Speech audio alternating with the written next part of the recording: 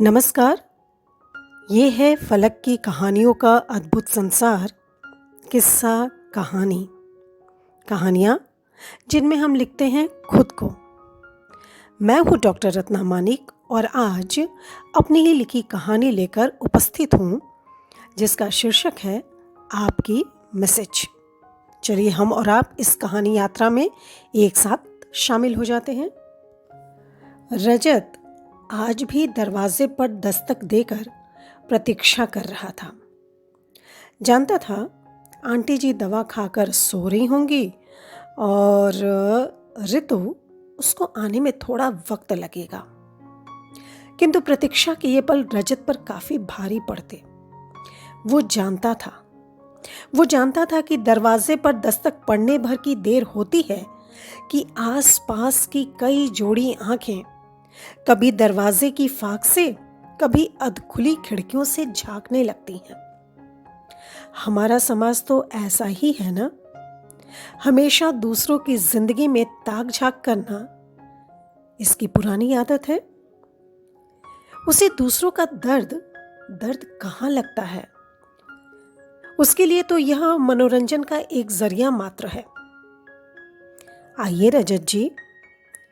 ऋतु दरवाजा खोले जाने कब से खड़ी थी। सॉरी।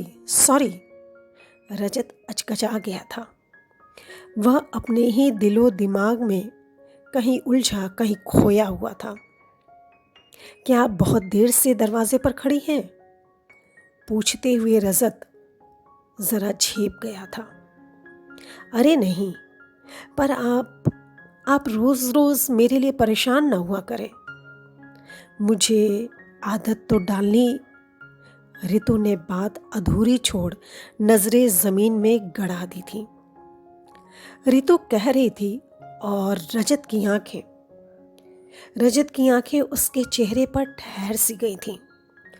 जैसे प्रकृति की नैसर्गिक सुंदरता देखकर आंखें ठगी सी रह जाती हैं, वैसे ही रजत ऋतु के सादगी भरे सौंदर्य में खो सा गया था। सावला पानीदार चेहरा, मोटी मोटी काली आंखें जो हंसते हुए जरा मुंद जाती थीं, कमर तक लटकते थोड़े बेतरतीब पर घुंघराले बाल, जिसकी कुछ गुस्ताख लटें उसके होठों के स्पर्श के लिए ऐसे मचलती जैसे कोई बच्चा अपने पसंद का खिलौना लेने के लिए मचल उठता है।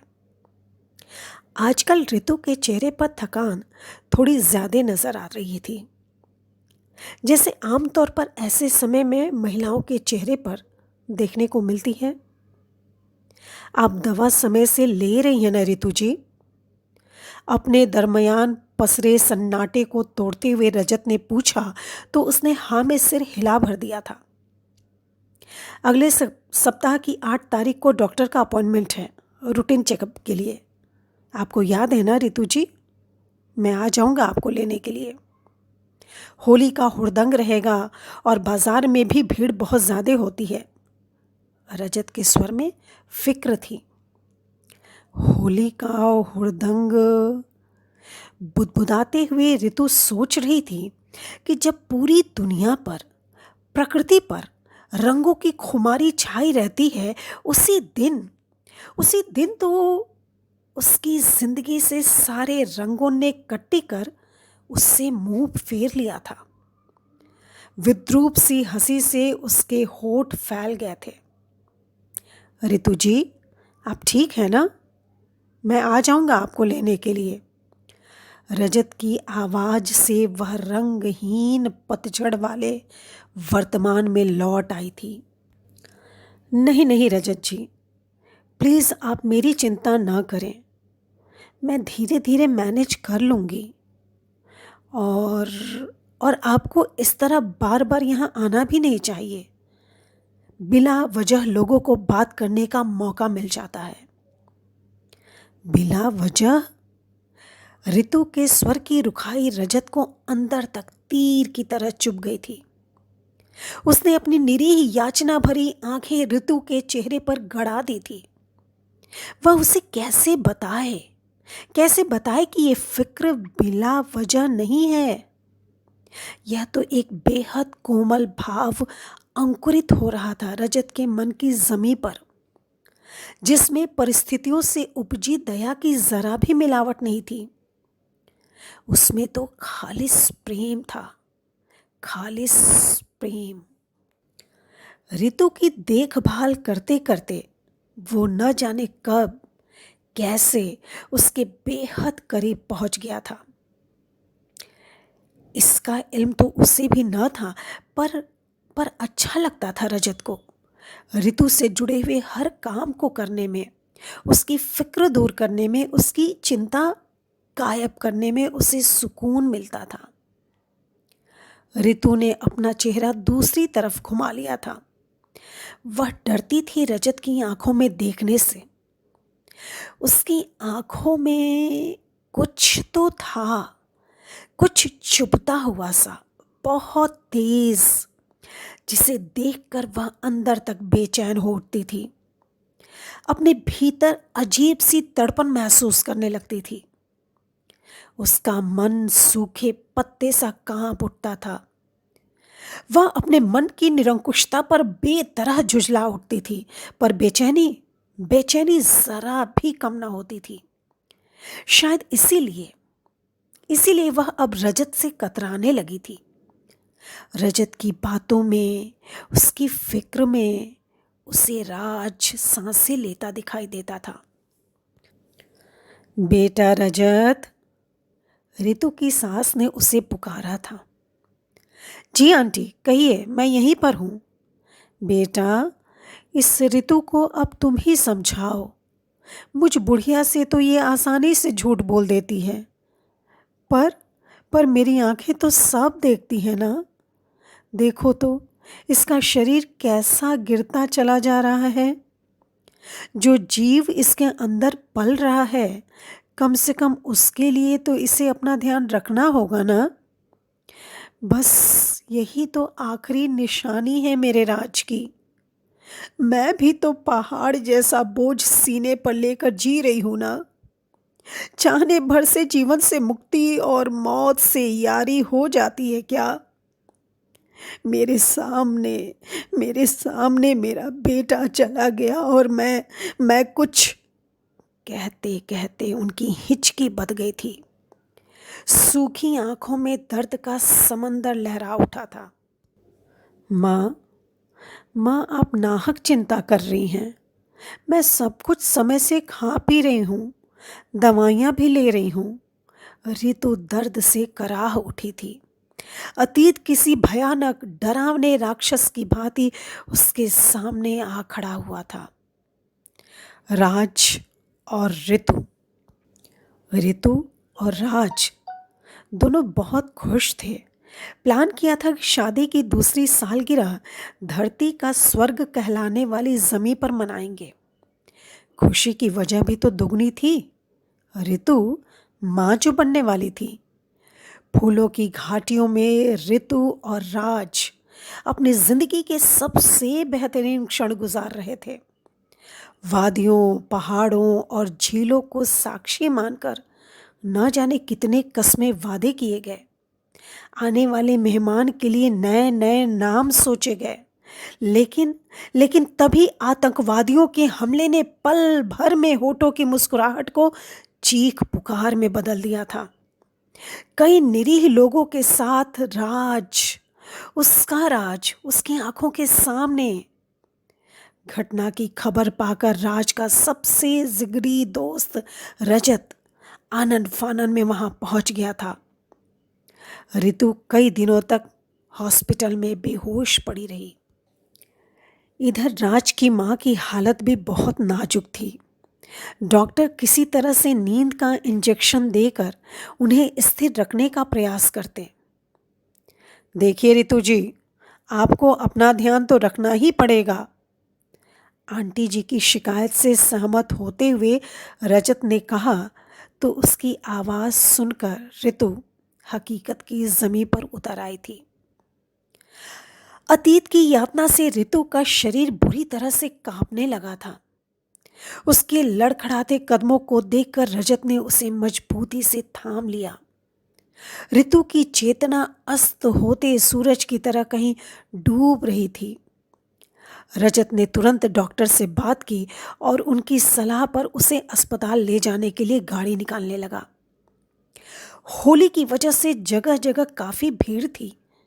बच्चे एक दूसरे पर पिचकारियों से, गुब्बारों से, सूखे गीले रंगों को उछाल उछाल कर होली मना रहे थे, होली खेल रहे थे।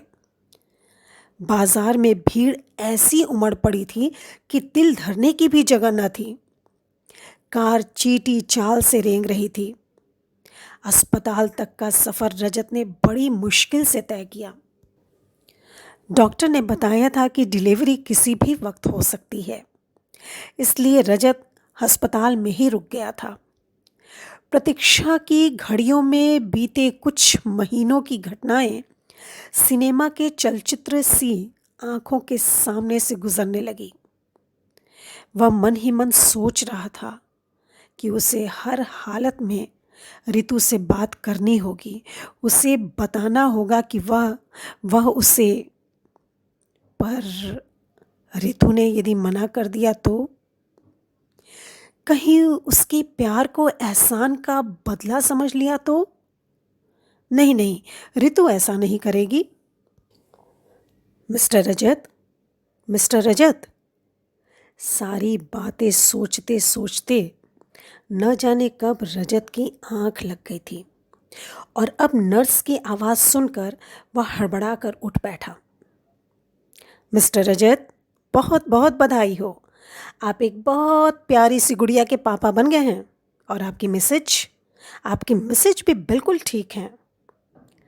रजत के कानों में जैसे किसी ने मिश्री घोल दिया हो, जैसे जैसे खुदा ने बिना दामन फैलाए ही उसकी झोली में सब कुछ डाल दिया हो। आपकी मिसेज, यह शब्द उसके कानों में गूंजने लगा था। रजत केबिन में पहुंचा तो ऋतु के बगल में रूई के फाहे सी नर्म मुलायम कपड़े में लिपटी उस परी को देखा तो देखता ही रह गया। उसने उसे बहुत संभाल कर गोद में उठा लिया था। वह धीरे से कुनमुना कर फिर रजत के सीने से लग कर दुबक कर सो गई थी। कितना सुखद स्पर्श था, बिल्कुल उसके प्रेम जैसा सुखद, पावन।